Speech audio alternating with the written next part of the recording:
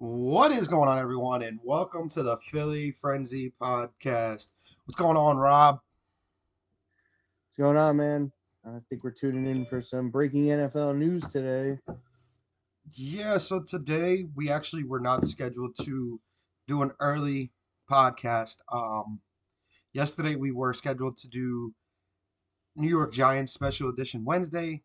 Uh, our guest Joe is currently dealing with power outages due to the storm, so we are working on rescheduling that later on tonight.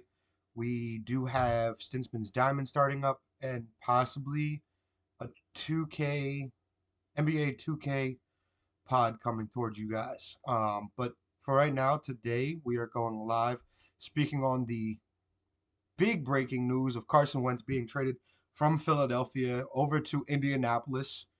Um, before we really dive into the deal, Carson got traded from Philly to Indy for a third round pick this year and a conditional pick next year, second round choice. Um, if he plays 75% of the snaps, Philadelphia will receive a first round pick. So Philly does get a first round pick that they're looking for. I think that the first round pick next year does make a little bit more sense. If they're not sold on Jalen Hurts, they have two firsts next year to move some stuff around and actually get a quarterback. I don't think it happens this year. Um, but before we actually dive deep into the deal, Rob, I know you mentioned something about the salary cap. Yeah, another piece of breaking news I saw via Mike Garafalo, NFL Insider. There was a memo circulated from the NFL to teams stating that the floor, the bare minimum that the salary cap will be next year, increased from 175 million to 180 million dollars after talks with the NFL Players Association. So for quite a few of these teams that are in a big cap bind this year, including the Philadelphia Eagles, that's actually really good news. That's an additional 5 million minimum off the bat. And from what I'm hearing, sources talk about, it's probably going to be higher than that. Yeah, I've heard anywhere between 185 to 190. So it's going to be interesting to see where we actually go with that. Um, if you could get it to like 300 million in Philadelphia, I'd be very happy. But I know that's not going to happen. I think every franchise would be happy. The Jaguars would have about $200 million to spend. So Just breaking down the trade real quick. Carson is the largest dead cap hit in NFL history at $33.8 million. Philly has to eat that just to get him off the roster and sent over to Indy. I know we had our doubts about Carson getting traded soon, um, especially for me. I kept seeing going back and forth that it's going to be now, it's going to happen today, it's going to happen today, and then it didn't happen, and then everyone kept saying Chicago, but it ends up being Indy with a third and a conditional second, parentheses more like a first. The only way he doesn't play 75% of the snaps if he gets hurt. But you and I called this a few weeks ago, Rob. We said that they were going to get gypped on what they wanted, and they weren't going to get exactly that first round choice that they wanted going into this idea of trading him because everyone knew he wanted to be in Indy, and Indy wasn't going to offer something that they didn't think was right. I know you and I said something jokingly last night. I said Indy could come to the table with two fours. yeah, I mean, I think that the fact that Carson was very public on where he wanted to go and that he, wouldn't want to stay long term anywhere else really affected Philadelphia's ability to trade him. Now, can't necessarily blame the guy. The way has been treated and basically ousted in Philadelphia by the management. So, if that was happening to me at my workplace, I'd be trying to negotiate the best terms for myself as well. So, you know, It stings for the Eagles organization because they're taking a hit on it. But as far as for Carson and for the players in around the NFL, this is actually good for them. Yeah, I think or I should say, I think players, not team owners, players definitely were rooting for a deal like this to get done. I mean, you're standing up to your GM and saying where you want to go. Make He didn't make it public, which I don't know why people are bashing him for it. It's not like he came out and was like, "I'm only playing in Indy." Um, you have to understand where Carson's coming from and break it down into a normal day or a normal person lifestyle. How you and I have spoken about this offer and the trade and the contract and all of this with Carson. Carson didn't. It wasn't like Carson came to the table and was like, "You give me 4 years, $155 million, or I'm sitting out, or I'm not signing a franchise tag, or not coming to minicamp." Howie Roseman screwed the Eagles and kind of set up this whole terrible dead cap situation. He went to Carson before his fifth year was up and extended him. If you're a normal person in the United States or anywhere around the world and a contract offer gets put on the table for $155 million and 75% of it's guaranteed, you're signing the deal. You don't care at that point. But when stuff starts happening where you're not giving him weapons, you're not protecting him, you go and you draft a quarterback in the second round to replace him, he's going to get anxious and he's going to want to leave. And you can't blame him for that. And that's what's happening with the media. They're just blaming him. It's, oh, well, Carson shouldn't have signed the deal, or Carson shouldn't have got this kind of money, and Carson should just suck it up and come and play. Well, everyone's saying this, but our new quarterback, Jalen Hurts, transferred schools because Tua came in. Everyone wants to forget that these guys are normal people. They have feelings too.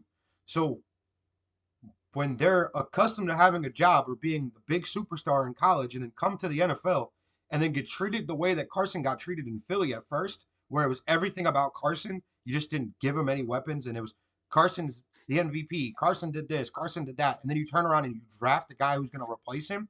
You really expect him to be like, yeah, I'm cool with being the backup. Also, you're not going to keep somebody his salary on your roster to be your backup quarterback. That would be literally insane. Um, don't be surprised to see a bit of a contract restructure in Indianapolis. Um, that's something I'm expecting to hear come out within the next week or so, that they've restructured his deal for less money so that they can still bring in some other free agent pieces, because I still think Indianapolis needs another threat offensively. Um, as far Well, as in the passing game, I he's think coming. their running game is perfectly fine between the kid Taylor that they drafted last year, and everybody forgets Marlon Mack was hurt all year. Now I don't know if Mack's gonna remain on the team or not. Pending free I agent. think he might be a pending free agent Yes. with them having Taylor. I don't know if they're even going to worry about signing Marlon Mack, but if he decided to take a team friendly deal and came back, their backfield would be loaded. Even without it, their backfield's pretty loaded. But um, I thought Michael Pittman Jr. played well for the Colts last year, but I don't know if the issue with Ty was chemistry with uh, Philip Philip Rivers. Rivers, but he was very hot and cold. He had a couple of good games there, but didn't really do much. Now, Philip Rivers also doesn't really have the arm anymore to make Ty as effective as he can be, where Carson can throw a deep ball. So it's something we'll have to see how it plays out for both sides. I mean, if Carson really is what he's become in Philadelphia, then Philadelphia made out by getting a third and a potential first. I think it's going to be the other way around. I think Philadelphia fans were excited to see him go. They didn't want to deal with him anymore. Everyone expects Jalen Hurts to come in and be the savior. As an organization, as a fan base, we're going to be very upset to watch Indianapolis succeed, at least for the next 2 years. I think Carson's going to come in completely clean mindset. He's in Indianapolis. He's playing with Frank. Or he's playing for Frank Reich. Um, he's going to turn the page and he's going to look like the guy possibly in 17, 18. And you get a Carson like that for a couple years. I mean, with that defense, that team is Super Bowl caliber. I think that turns into the team that's going to challenge Kansas City in the future. And you mentioned weapons. I don't. This deal isn't official until the first actual day in NFL standards, what is the 16th or 17th. Um, watch this deal. There's going to be some kinks to this. I, I believe Zach Ertz will be following. I think this was a let's get Carson out the way, and then we can compensate for Zach Ertz.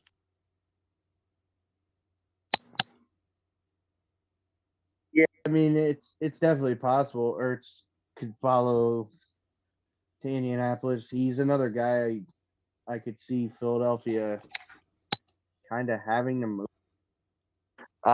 just because of their cap situation, and again, sort of what's the point of keeping a Zach Ertz with his salary and his age when you have Dallas Goedert behind him, who proved he's more than capable of being a starting tight end in this league.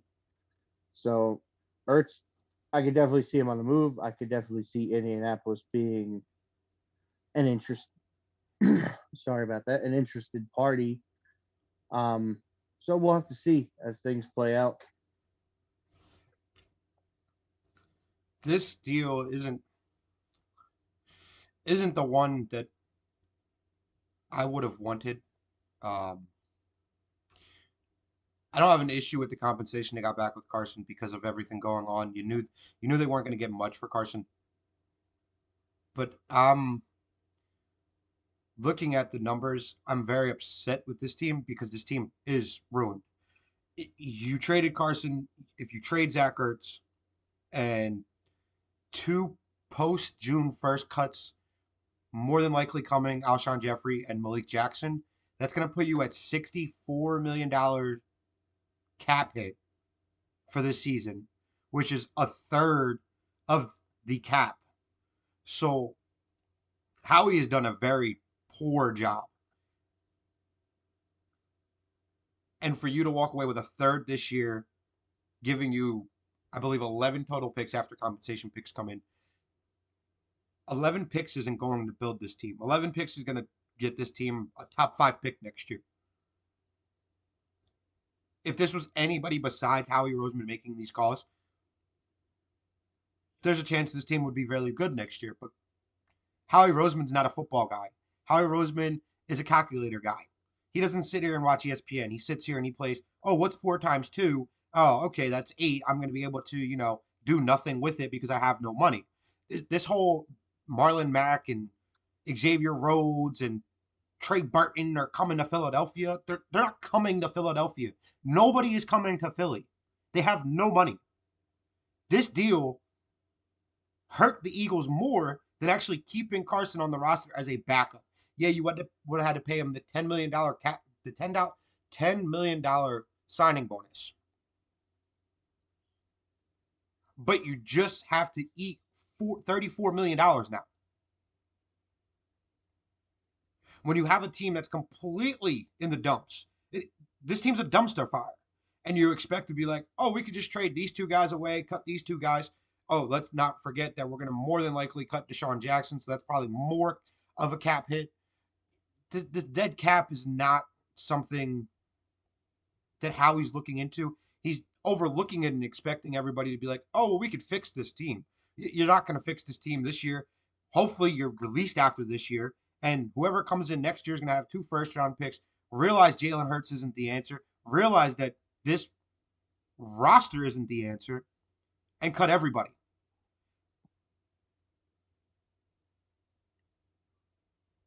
Indianapolis made out in this Yeah, I deal. mean, dead cap hit. The dead cap hit is big, but it frees up a ton of cap room for you guys next year. We have So about you're eighty pretty million much eating a dollars. bad cap year. Yeah, you're eating a bad cap year this year to be able to set up for next year, which is kind of fine. You guys need to have a top five pick next year. So you almost want the team to be bad. Yeah, And but then go into that off season with 80 million and a top five pick, an additional pick from Indianapolis in the first round, and all that cap space, and then that's kind of how you're gonna have to start your rebuild. isn't it unfair to Jalen Hurts to say, okay, here's the keys, as everybody likes to say, here's the keys to Ferrari. We can't really do much for you, and we're gonna base your career off of this season, and then we're gonna go forward either with you or without you. I mean, but then again, that's what they've been doing with Carson Wentz. So it's just a Philadelphia thing, I'm guessing. Indianapolis made out in this deal. Indianapolis is getting a quarterback that's going to help this team become a contender. Howie screwed the I Eagles. agree. They made out if Carson Wentz is still that guy, but if Carson Wentz has completely lost it and is the guy of last year, then they got swindled, giving up a third and a first for a guy who's not very good. So it really depends on the level of play from Carson Wentz. We're not going to know who really won this trade until we see him on the field with Indianapolis in that offense, in that system, and see what he can do. You would agree though his ceiling's higher than what he did last year. Oh, absolutely. We've already seen him play at a much higher level than what he played last year, but there's some guys that once they lose it and get in their head like that, we've seen before that they never get out of that headspace and they never return to form. So it'll really depend on what Frank Reich can do with him.